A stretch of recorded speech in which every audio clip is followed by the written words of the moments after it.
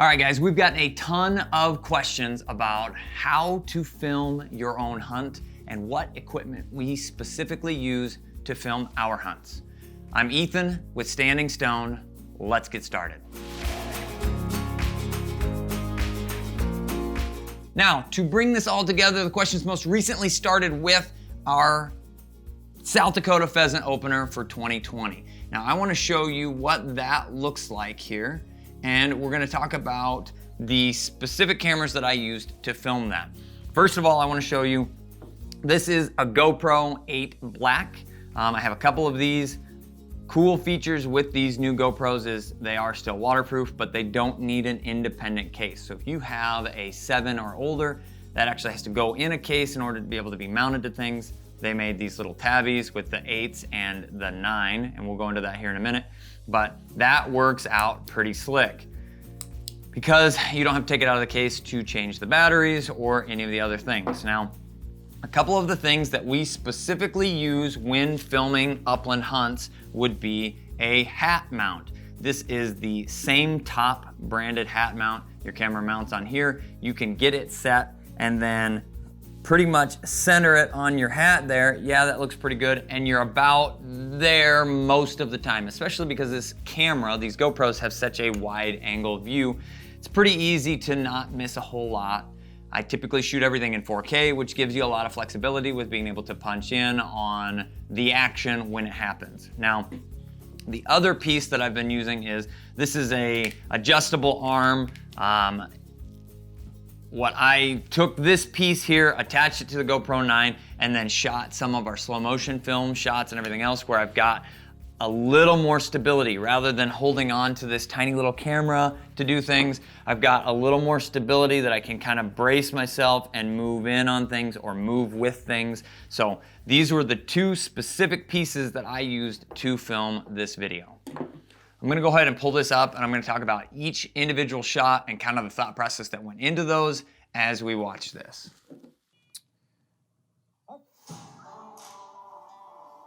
Okay, so there's a lot of things that happen in these opening credits or opening scene, if you will. And I'm gonna go ahead and play that back so you can watch and I'll show each one. So first of all, you have a hat mounted shot from one of the guys that I'm hunting with. Then you can see the camera in my hand. I'm holding it behind the dogs and it cuts to the dogs, back to the hat, back to the dogs. Now, if you're trying to do this all yourself, it's gonna take a few more takes, but then as we move into this, we'll pause when I'm talking here. Okay, so then I did a lot of handheld stuff, whether I was shooting in slow motion, which on this specifically I shot in 2.7K, 120 frames per second, which is the highest resolution, slowest version that they will do on this. I think the 9s also shoot 240, but it drops to 1080p. So trying to keep it as high resolution as possible. I'm not a super duper filmographer, but more pixels, the better, right? So, here, this shot of that bird flying away, you can see that got punched in on, right? It made it look even closer than it actually was, but that was handheld. I'm walking through and I saw the bird get up and I just turned and watched it fly away. So doing some handheld shots. Let's roll through this next part here. That's just me walking with a GoPro. You can even see it in the shadow. Holding, handheld. This is the same thing. I've got it down at the dog's level. Good. I love that cut. That again was me making a B-roll type of shot here. I asked those guys, like, you just killed that bird. Why don't you just give a little fist bump, you know, something pretty cool here. And then kept it on them, moved with them, so it looked as natural as possible. All right, so this one again, you can see me walking up, and I do have to say, the image stabilization in these cameras is absolutely phenomenal. I mean, you have to have on, if we shoot anything on the Sony a7R IV, which we do, which I'm actually filming this on right now, you need a legit gimbal. You guys have been watching some of our in the field shots and you're like, hey, you guys really need something here. This is not very steady. So we've got one of those on the way, and I'll be showing that here pretty soon. We'll start using it here pretty soon. But the image stabilization built into these is ridiculous. All right, this shot here of our good buddy Peter missing again, and I'm gonna give him a hard time about this as often as I possibly can, but that was mounted to his hat, so it followed with him all on his own. Me, you can actually see the GoPro in a majority of these shots because of the sun and the shadows. I'm down holding it at the camera site. This shot with the bird flapping there, that was all specific to a hat mounted. I had the bird, camera was mounted on somebody else's head. That was a hell of a shot, buddy.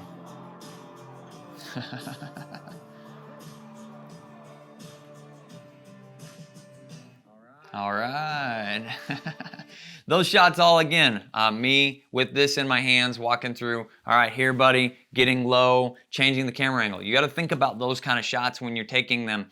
If you're trying to put together a pretty cool, pretty punchy video from your own hunt, you're gonna have to stage a few of these things, and we actually did. So I didn't have the camera ready or didn't have it rolling, and I actually tossed a bird back into the brush, got the camera rolling, and then was able to get low and follow him and get more on that dog eye level rather than it be me looking around with just utilizing this hat mount.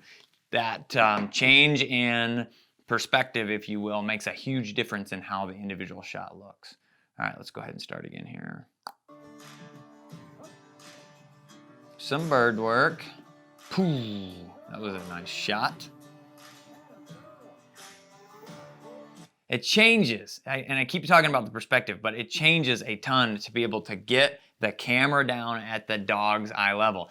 These cameras have a really, really wide angle, and it's pretty cool. It catches a lot, but it also makes things look pretty small, pretty far away. So being able to get that camera right up in the dog's face makes the shots look a lot cooler. Let's go on here. Another bird, baby. This one was me handheld. Yeah.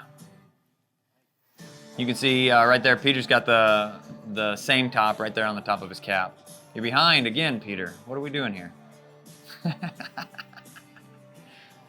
This video turned out awesome. Tooting my own horn there, but editing team did a great job with the stuff we were able to get.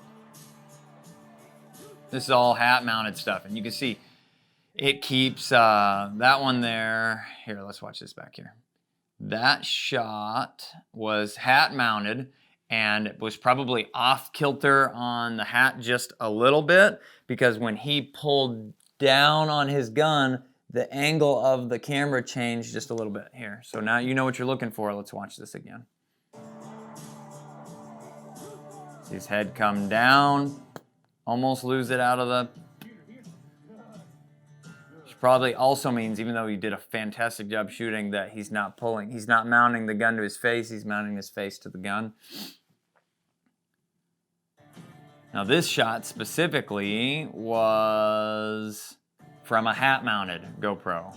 Right here, hat-mounted, bird gets up, that's all hat-mounted. This is handheld. Ooh, no it wasn't, I'm sorry. Come back here, you can actually see me. Me on the right with the handheld version, and then this is hat-mounted on the left here.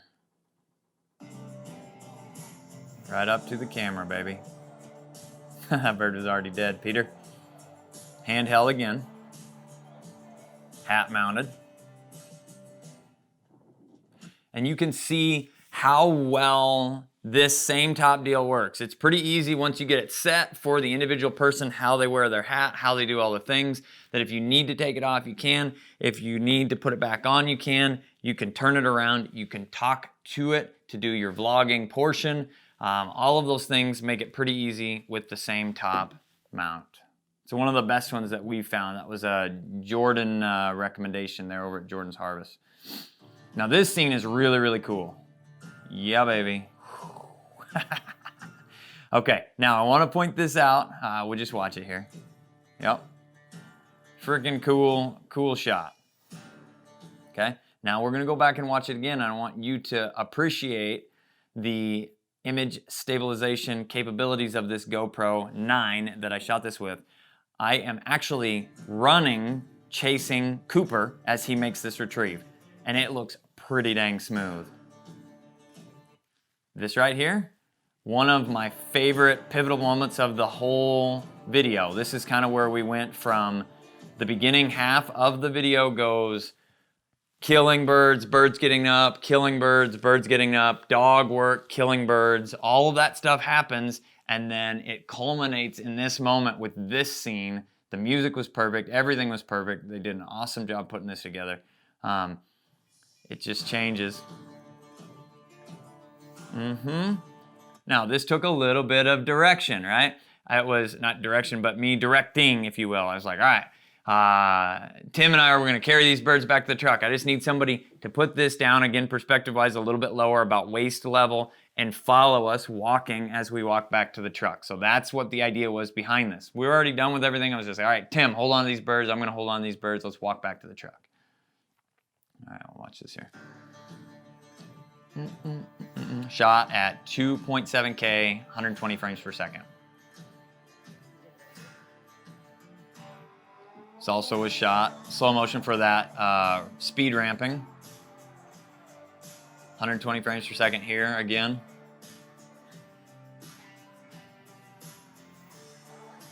And then just GoPro held around as Deacon gets a little drink out of the water. And that's it, folks. If you're wanting to document, you're wanting to do some of your own stuff, you love what this video turned out, or you like the idea, those are kind of how things worked. Now, I'm gonna tell you, if you decide to go the GoPro route, plan on having a lot of video footage and needing a lot of batteries. The batteries in these don't last all that long, and when you're doing an upland hunt, you never know when the action is going to happen. So you put this bad boy on, you hit record, you do a little walk, 15, 20 minutes, the battery dies. You switch out the battery. They do not last long shooting 4K, so that would be the only drawback to this, and you have a lot of footage to kind of scrub through to find the right stuff. Get some big memory cards, get some batteries, roll through that. Then the B-roll aspect of stuff, I shot that all on one battery, one card. It was really easy. You throw that slow motion stuff on, you can pretty much stage all of those things. Just see something that happened and then try and recreate it. Dog comes out of the shelter belt with a bird. I'm like, that was really cool. I wish I'd had the video ready for that. So I get out slow motion mode, pitch the bird back in, let the dog go, and then film it coming out.